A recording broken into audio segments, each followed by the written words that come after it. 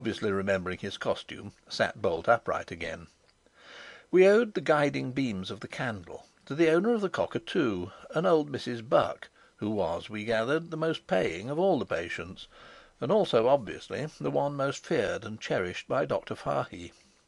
"She has a candle burning all night for the bird, and her door open to let him walk about the house when he likes," said Dr. Fahy. "Indeed, I may say her passion for him amounts to dementia. He is very fond of me, and Mrs. Fahy's always telling me that I should be thankful, as whatever he did we'd be bound to put up with him."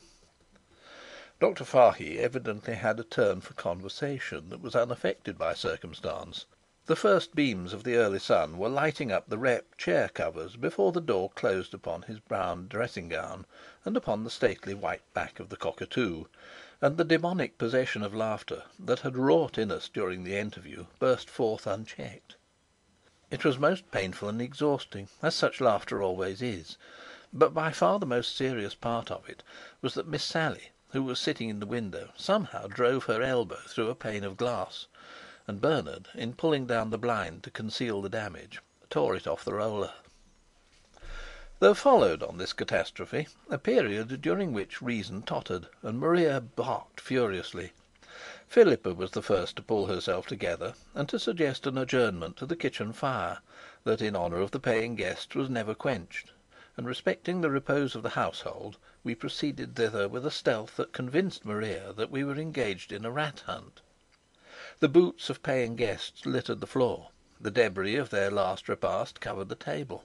A cat, in some unforeseen fastness, crooned a war song to Maria, who feigned unconsciousness and fell to scientific research in the scullery.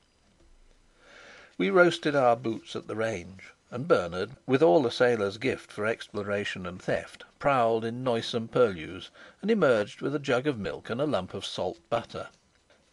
No one who has not been a burglar can at all realise what it was to roam through Dr. Fahy's basement story, with the rookery of paying guests asleep above, and to feel that, so far, we had repaid his confidence by breaking a pane of glass and a blind, and putting the scullery tap out of order. I have always maintained that there was something wrong with it before I touched it, but the fact remains that when I had filled Philippa's kettle, no human power could prevail upon it to stop flowing. For all I know to the contrary, it is running still. It was in the course of our furtive return to the drawing-room that we were again confronted by Mrs. Buck's Cockatoo. It was standing in malign meditation on the stairs, and on seeing us it rose without a word of warning upon the wing, and with a long screech flung itself at Miss Sally's golden-red head, which a ray of sunlight had chanced to illumine. There was a moment of stampede as the selected victim, pursued by the Cockatoo, fled into the drawing-room.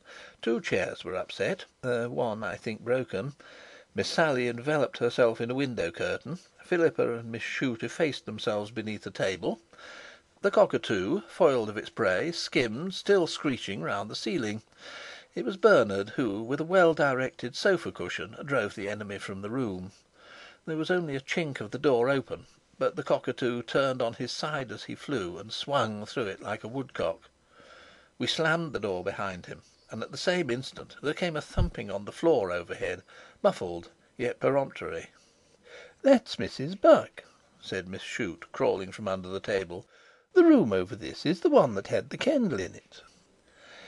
We sat for a time in awful stillness, but nothing further happened, save a distant shriek overhead that told the Cockatoo had sought and found sanctuary in his owner's room. We had tea sotto voce, and then, one by one, despite the amazing discomfort of the drawing-room chairs, we dozed off to sleep. It was about 5 o'clock that I woke with a stiff neck and an uneasy remembrance that I had last seen Maria in the kitchen.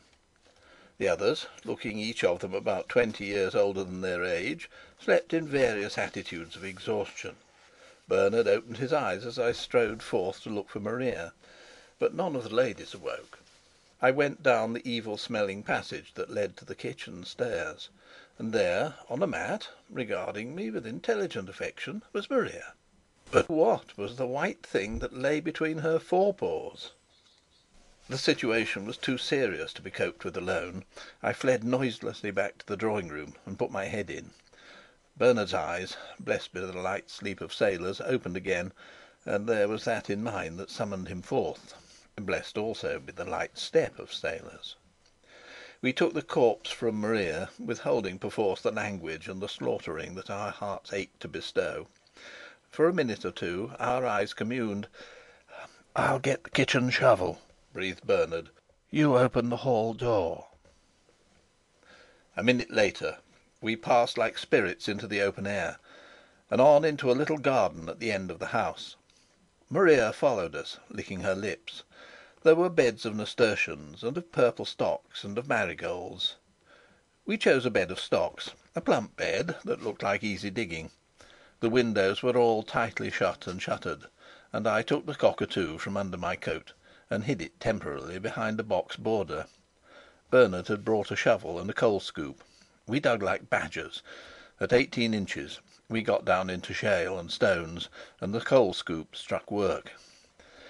"Never mind," said Bernard. "We'll plant the stocks on top of him." It was a lovely morning, with a new-born blue sky and a light northerly breeze.